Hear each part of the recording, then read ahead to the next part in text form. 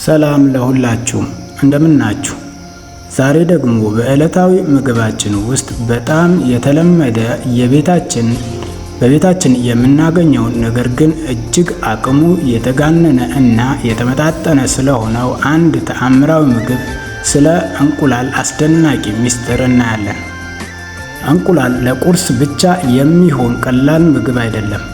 በአንድ ትንሽ ቅርፊት ውስጥ ተዘግቶ አንድን ሕይወት ፍጥረት ለመፍጠር የሚያስፈልጉትን ንጥረ ነገሮች ሁሉ የያዘ ተፈጥሯዊ ፍጹም ምግብ ነው። እንግዲህ ዛሬ ለምን እንቁላልን የተፈጥሮ ማይክሮቺፕ እንደምንለው እና ለጤናችን ያለው ፋይዳ በጥልቅ እንቃኛለን። እስኪ ጥቅሞቹን እንይ። ብዙ ጊዜ እንቁላል ለፕሮቲን ብቻ ነው የምናስበው፣ ነገር ግን ከዚያ በላይ ነው። በአንድ እንቁላል ውስጥ ከፍተኛ ጥራት ያለው ፕሮቲን አለ። ከዚህ በተጨማሪ ኮሊን ለአንጎል እድገት እና ለማስታወስ ችሎታ ወሳኝ የሆነ ንጥረ ነገር ነው። አብዛኛው ሰው በየቀኑ በቂ ኮሊን አያገኝም።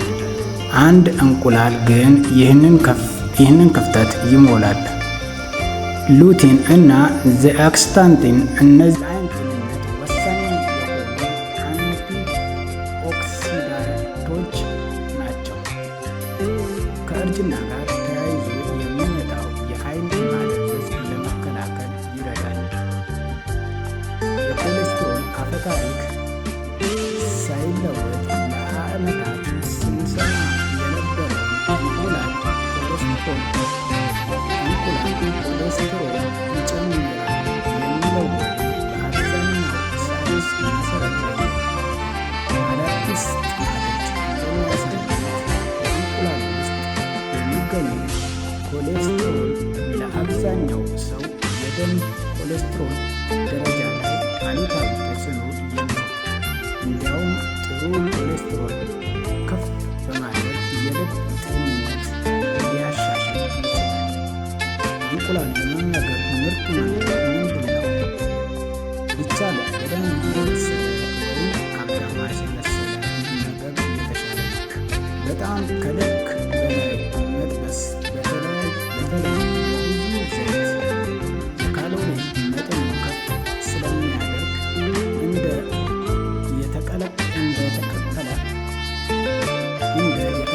እንቁላል ባሉ መንገዶች ማዘጋጀት የተመጣጠኑ ምግብ ለማግኘት ምርጡ መንገድ ነው።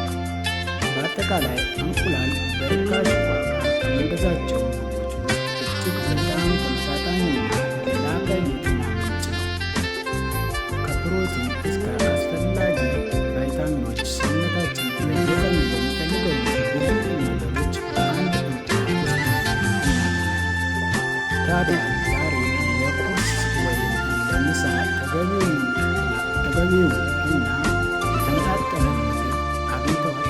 መልሱ አዎ ከሆነ ምናልባት ቀኑን የጀመሩት በአንድ እንቁላል ሊሆን ይችላል።